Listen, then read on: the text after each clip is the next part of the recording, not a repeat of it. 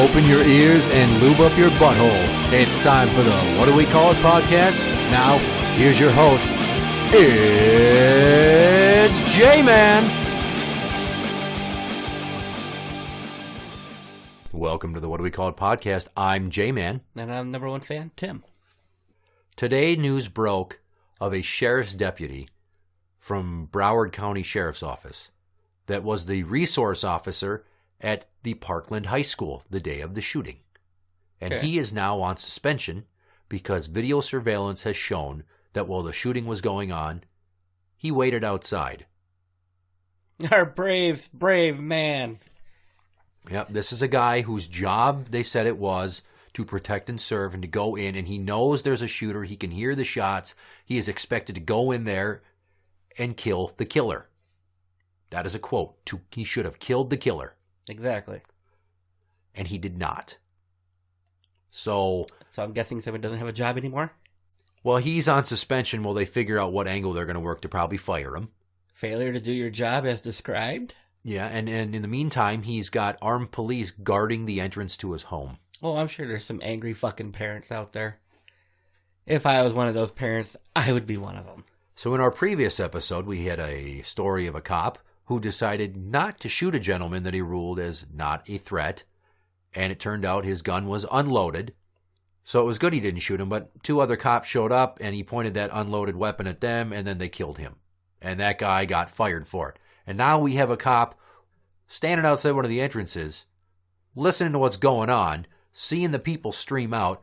Now he might save his own ass by saying, I thought perhaps the shooter might make an exit, and I was waiting for the opportunity.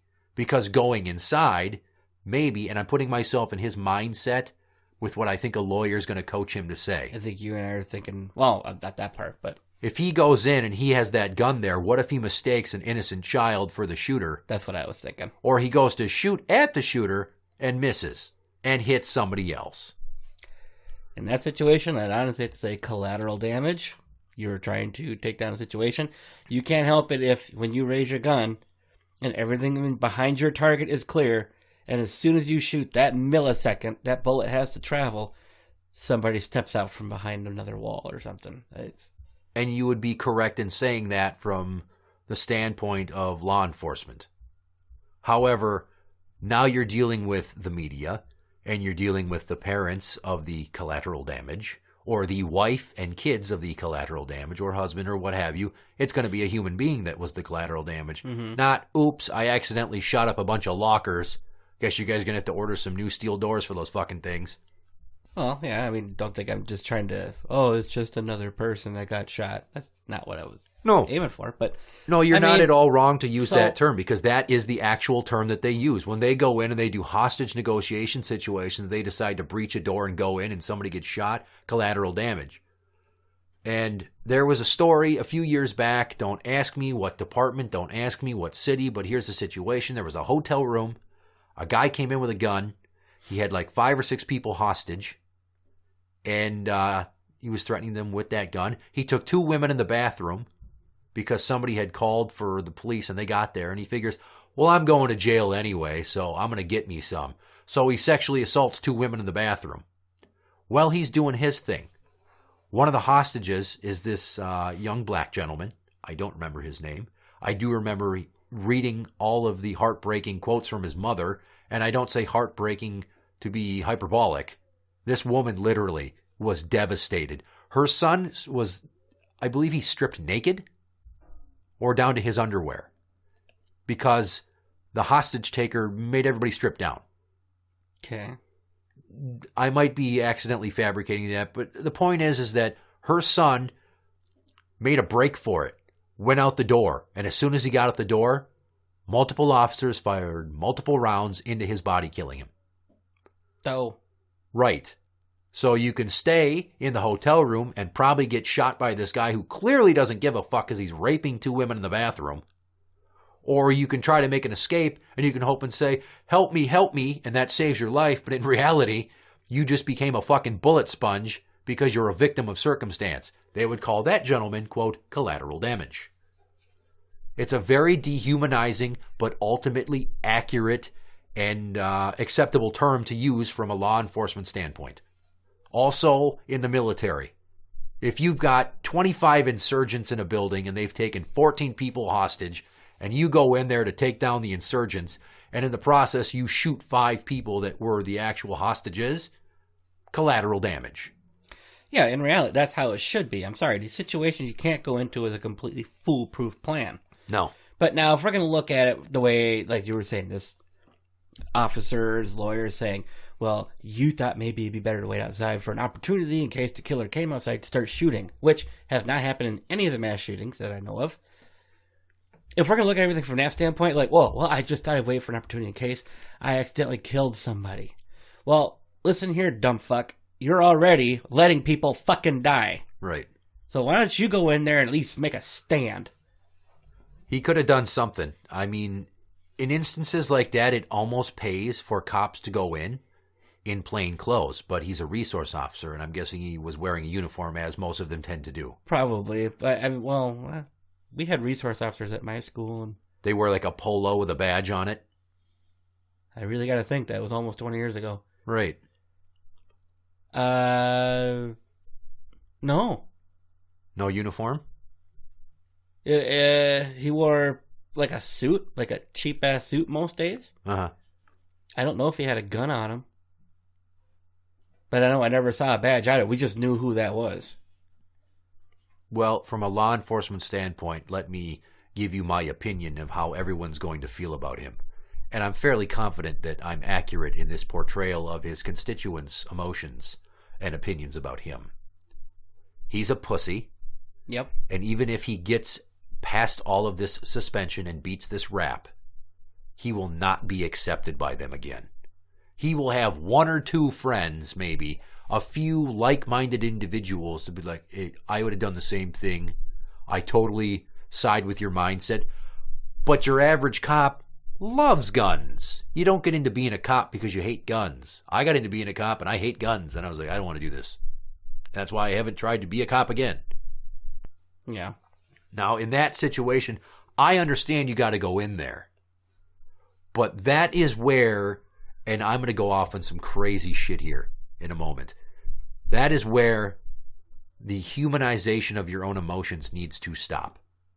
They expect you to be a cold, calculated machine and go in there and do what you're trained to do, the way you're trained to do it, no questions asked. You're supposed to make all these very important decisions just like bam, bam, bam, bam, bam. At the speed of light, because you don't have time to ponder. Like you've got, 15th generation set of Intel processors in your brain that's telling you what to do. Is it like you're a Terminator measuring all the threat assessments on a HUD inside your screen in your skull?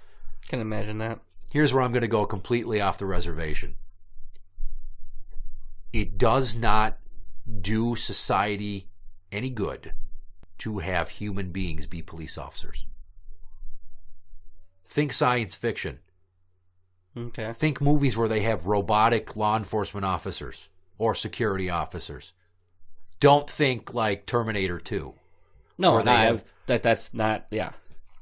There was a movie with Matt Damon, and basically the planet Earth was just a barren desert because there was too much overpopulation and not enough water, and it's starting to seem like that's the way we're going now, and I believe it was Elysium was the movie. I don't remember. And all the rich elite lived in this giant terraformed arc in the sky in outer space outside of our atmosphere that could only be accessed via shuttles that were cleared to go there. So the poor were left to rot on the surface of Earth while the elites were up there, and they had all kinds of technology. You get in a machine, and in the trailer they showed some girl get inside, and it looks like a tanning bed, and then it scans her, and it goes, cancer cells eliminated. Really fucking cheesy shit like that. Yeah. They had, at the rail depot where you take the shuttles to go up there, they had robotic officers. Like fucking droid officers. Mm-hmm. They didn't look humanoid at all. These were clearly robots. But Matt Damon made some comment, and then one of the things just fucking totally batoned him in the thigh. It'd be safe to say it'd be kind of like in RoboCop, either RoboCop himself or those weird walking robotic things. Yeah. Just sentries. Just this is what I'm programmed to do. This is what I'm going to do. I'm not going to listen to human emotion. Not going to. That's a good word, and I guess I didn't think of that. I'm glad you said it. A sentry, basically, is you would need to be able to think empathetically as a human, but the rest of the time you're just cold. You're a block of ice, and you're a machine. And they needed this cop in Parkland, this deputy, to be a machine, go in there, assess all these threats, find the threat, take the threat out. And he didn't do it. So if he goes in there and he shoots the wrong person, he's damned because he did. Right now he's damned because he didn't. And more often than not, all these fucking cop stories that come out in the media lately, they seem very black and white. They try to paint it as a simple issue. Mm-hmm, yeah. There's a few gray area details to it, like, oh, he could have had a family. He didn't want to shoot any of the other kids by mistake. But in reality, the cops are thinking, you're a cop, get in there, go fucking, come on. Get in there and save lives. Your job is to either stop the threat or end up as a folded flag and a fucking parade where you're getting saluted as your casket rolls down Main Street. And the parents are like, your job is to save our kids. Unless he shoots one of the kids, and they're like, your job is to protect our kids. You are fucked in every way possible, no matter what you choose, to some degree. You know, it just makes me sit there and wonder, like, if I had a child in the school, an officer went in there to try to take out the shooter, and my child was accidentally shot and killed, I honestly right now couldn't tell you if I'd be like, well, I understand, or if I'd be pissed off. Well, when you go through the different stages of grief, it would take you all the way till the end with acceptance, I feel. I mean, obviously anger and denial, bargaining. There's another one I can't remember, and then acceptance. Shit, I don't remember. It doesn't matter because that's not a very important stage. But that's the thing. You would get there. Because in that scenario, playing the odds, if Pubert takes one to the head, terrible for you. Mm-hmm. Terrible for the family. But if in the process of your son being too close to the killer, and the killer goes down, and the cop taking out your son and that guy in tandem, even though it was by mistake that your child was killed, is that he stopped the shooter who was raising the gun at 5 or 6 people that were all huddled together trying to take cover that got pinned down. So in order to save 5 or 6 lives immediately, he took one. That's the emotional maturity you need to have for them to think that you've reached a natural and acceptable conclusion. Should you feel that way? You don't have to. You don't have to accept it. This officer is a human being, and if he would have acted and killed people, when officers kill people in the line of duty, we created that shit. The training creates the mindset. By giving the power to these individuals to go out there and police us, we accept it's a dangerous job. And sometimes some collateral damage, air quotes, is going to happen. And a certain level of it is supposed to be socially acceptable. But we've gotten to the point where none of it's socially acceptable. It's fucking a nightmare out there for cops. We've gotten to the point where it's, oh, well, we can't have any lives lost. Okay, if you really want to save some lives. It's unsustainable. If you really want to save some lives, stop funding Planned Parenthood. Oh. Why? Because they do a lot of abortions. That's fine. I'm cool with abortions. I am too, but, I mean, that's a personal choice for a person. But, I mean, you know, if people really want to save lives, stop funding abortions and take that $100 million a year we spend on it, whatever it is, and let's start putting some real security and measures into our schools. Well, there's people that say that if you get rid of the war on drugs, that if you legalize it, that all of a sudden the cartels don't have any power and there won't be any weapons, which is also a fucking bleeding heart fantasy as well. You know what? It would also probably, I mean, I've actually contemplated before, like, if drugs were made legal, how many people wouldn't want to do it because you don't get that thrill of doing something that's illegal? Or the government's the one who's giving you the drugs now and they're watering them down. You're not getting as high. So now you got to go for, like, the old bathtub moonshine version of crank. Which God only knows how pure that's going to be. Right, so... Ain't going to be no blue sky. This gentleman, this Parkland deputy, decided not to act. Now he's a coward. He is. I agree, to a certain extent. But that's the problem with having human beings as police officers. You can never fully remove the human element unless they're going to start volunteering to have scientists implant a microchip in their brainstem that basically turns them into RoboCop or like Universal Soldiers. Mm-hmm. Ooh, good idea. Right. You're basically just a fleshy exoskeleton. That's going to make mistakes. Yeah. So, unfortunately, this officer's probably just ruined his whole career, and he's hiding behind the gates of his home with armed constituents. And deservedly so. But he could have also potentially gone in there and made a bad decision, and there could have been 2 killers that day. See, to me, honestly, that's a bit more forgivable, that he accidentally hit an innocent person trying to take out the killer, which, as you said, there's 5 or 6 kids in front of him huddled up, and he's about to aim at them. Well, I shot, bullet went through and took out the kid behind him. But you know what? I saved 5 or 6. That one child sacrifice saved 5 or 6, if not more. That's more forgivable than not going in there and being a coward. I didn't think of this. What if 2 cops come to the same T-shaped intersection in the school at the same time, see each other, mistake each other in the heat of all the people running around and shoot each other? I think you take more than a second or 2 to look at somebody, do you not? I don't know. You can't do that. They want you to be a machine. Well, then if the cops shoot each other in action, then they do. You can't be a coward, and you can't be a Terminator, but you got to be a Terminator, or else you're a coward. Interact with the show on Twitter at What Do We Call It. That is at What Do We Call It.